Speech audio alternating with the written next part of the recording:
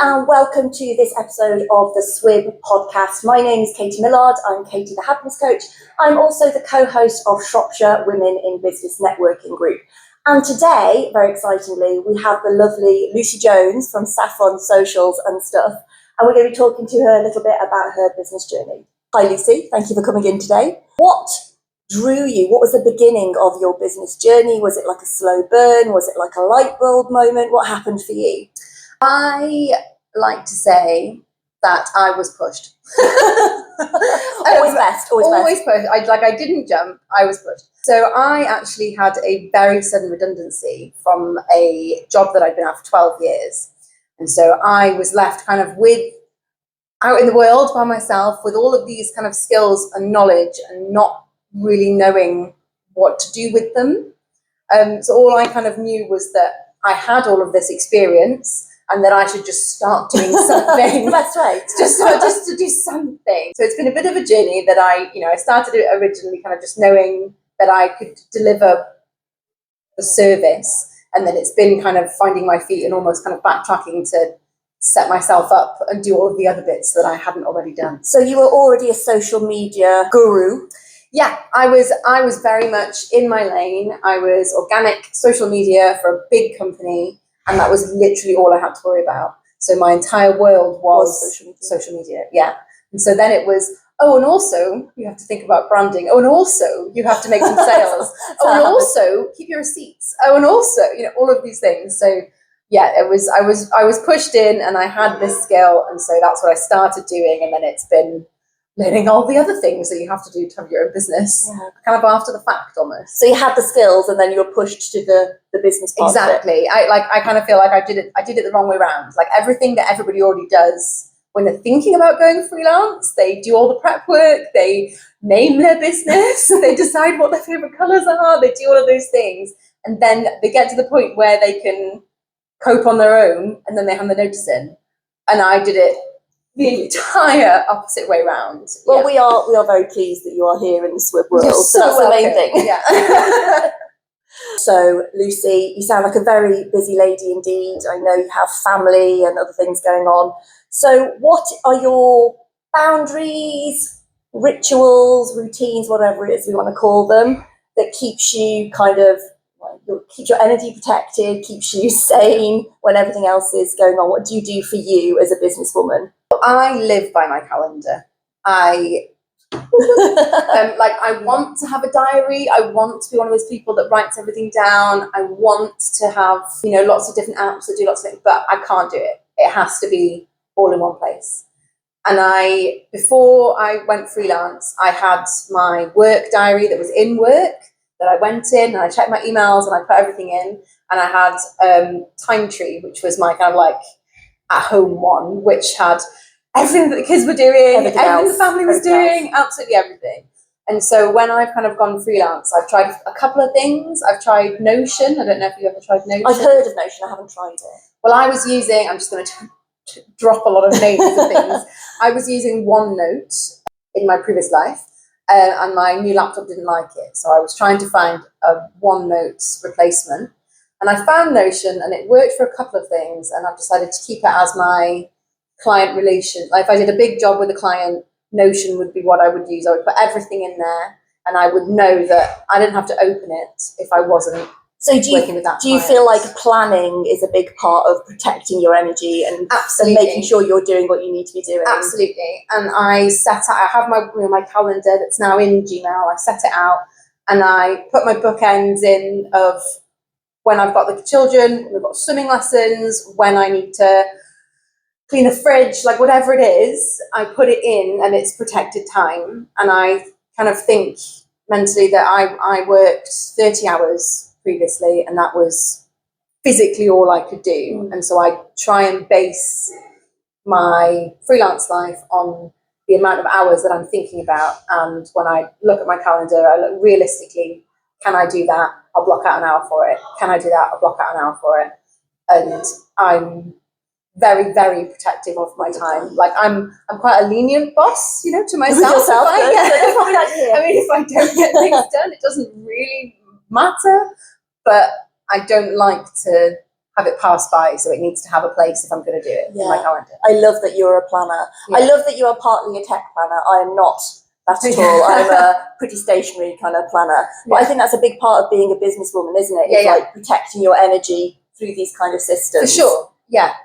And do you have any, sorry, I have rituals. Do you have any rituals? Like, do you do anything nice for you that isn't planning? You know, like I have a little place where I sit, to do my work. I've tried working kind of all over the house, but I prefer a certain place. I prefer a certain mug, and I prefer I love a 2 p.m. bath, and I don't know what it is about a 2 p.m. That's where bath. it's at, ladies. But it's like if you work from home, and it's like I could have a bath now, and there's no one could stop me. That's what growing up is all about, isn't it? Yeah. Awesome, thank you. Lucy, putting my professional hat on, in terms of your sector, your socials and that kind of thing, what are the unique challenges for women in business at the moment in this kind of climate? I think there's equal kind of challenge and opportunity. And I think it's because I see social for businesses as being kind of goes in a cycle. So initially when you have your business, you do everything yourself because it's just you. And then you get too busy to do everything yourself, and you think, I might need someone to help me, or I might need AI, or I might need something. I'm going to give social away to somebody else. And then your business grows and changes, and you realize that this thing that you've set in motion is no longer appropriate. So it changes, you bring it in-house, and then you end up doing it yourself again. And then you get too busy, and then you have to outsource it, and then you all these things.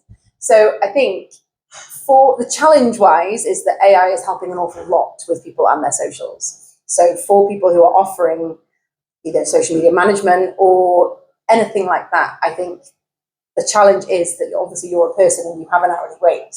And so people don't often want to pay you for your hourly rate because a lot of what they're asking initially can be dealt with by AI or perhaps a big agency, which has a lot more resource. So those are the kind of challenges. But then the opposite side of that is that more people are using AI, and more people's content are beginning to look the same. So you need to have a person to support you that knows what they're talking about, that is the right person for you. And so I think it will go in cycles of people wanting support but not really minding if it all looks the same, and then wanting support and needing to have someone who completely gets them to support them with their socials. So I think if you're talking about full management or more kind of the coaching side, which is more what I do, I think it's going to become a lot about who you are as a person and what businesses you work with. So I think the opportunity is there because you will need to find your person who wants to ask you for support, who wants to come for you to support,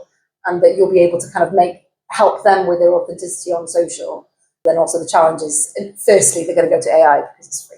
But it's found, from what I kind of understand, it's about finding the right kind of relationship in that kind of authenticity.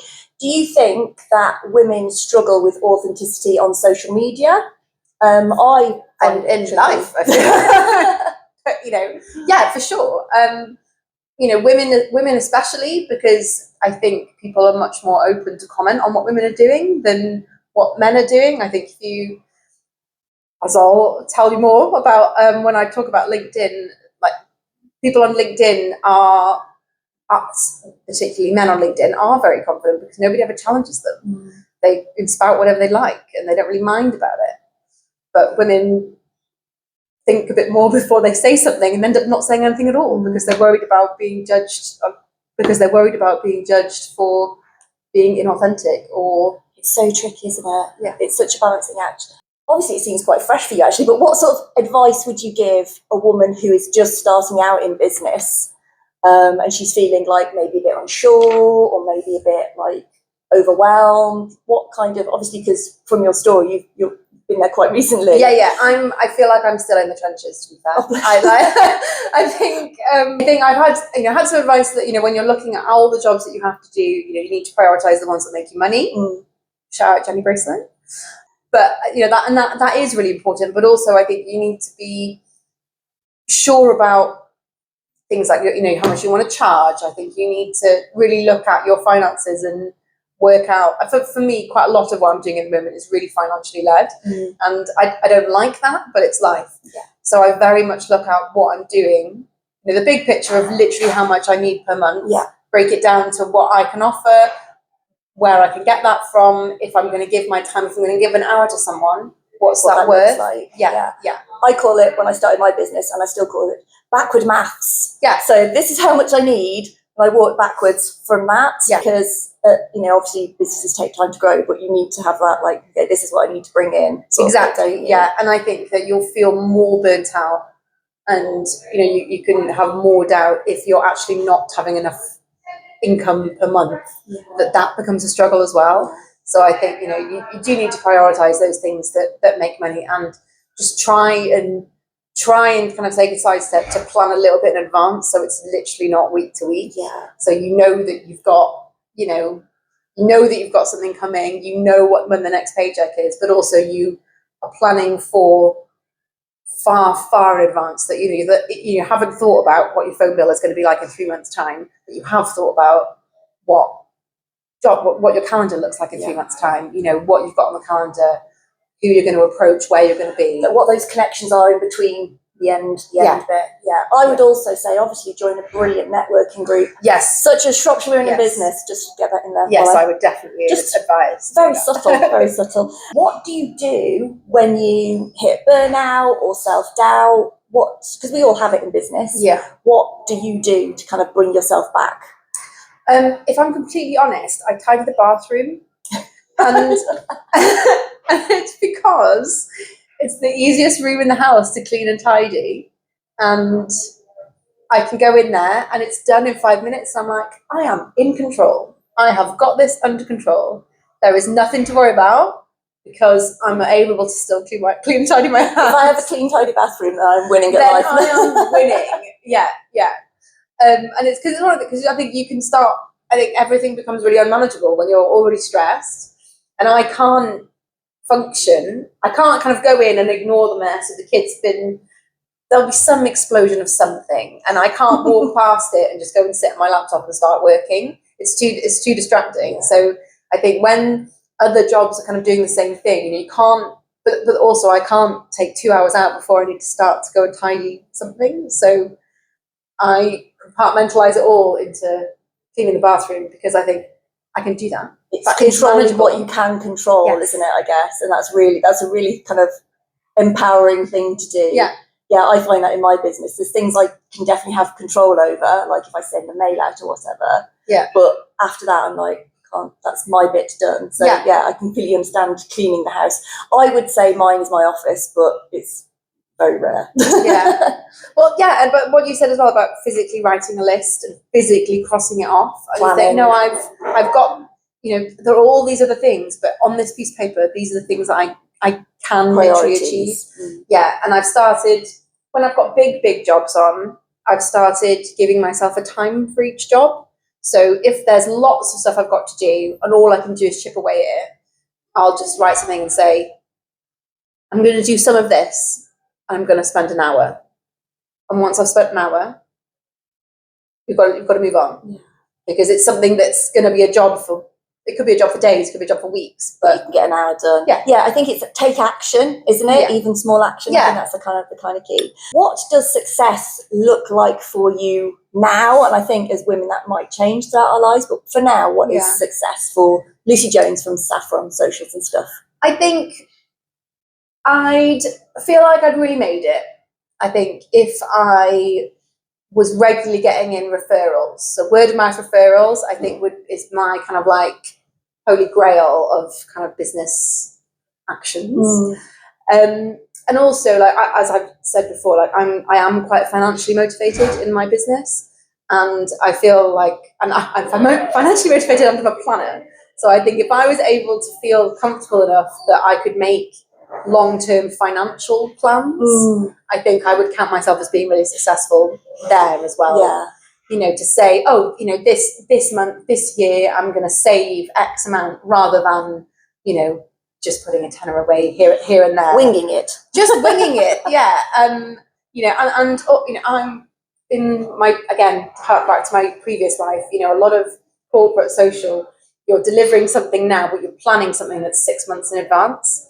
And I do really like project-based business. And my ideal world is that I'd take on perhaps one of these big projects a quarter, so that I'd be able to have that.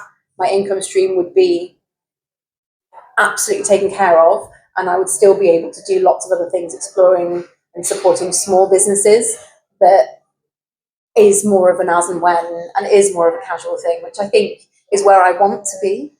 But the ad hoc nature of it is just unplannable, and I'm a planner. Yeah. So having some sort of big ducks in the row, but still some kind of flexibility to a little flock here and there. Yeah. Some creativity. So Lucy, you are a SWIB member, Shropshire Women in Business. How has the group, the experience supported you in your business, like so far? How do you feel about the group? Oh, I feel fantastic about the group. I feel like right answer. Thank you. As I'd already mentioned, that I was pushed into redundancy, and not very long after that, I started coming to SWIB, and I don't think I'd made a lot of my business decisions when I first started. I remember coming to my first meeting, and I was kind of asking, oh, you've run businesses. How does one do that? Yeah. that was kind of my questions in the kind of mentorship session, and I think SWIB's been a really good kind of gateway into the small business community, because it's women, and women are fantastic. They don't judge. Very chatty. The buzzword chatty, and I think everybody's very keen to give advice. And I think it was initially it was such a shocker difference from the corporate world, that I was quite taken aback, and I think I was almost suspicious because it was so this different. Is so good. What's wrong here? And but no, it's been there's a monthly sacrifice or something, but no, it's been fantastic, and I think it's been really good as well to see what other people are doing and the struggles that other people are having, to make you feel that you're really not alone. Obviously we're all alone in our own businesses, really. But having this community, I think, really helps with all of the other stuff that we all suffer with, that isn't just delivering our service, which we're not experts in.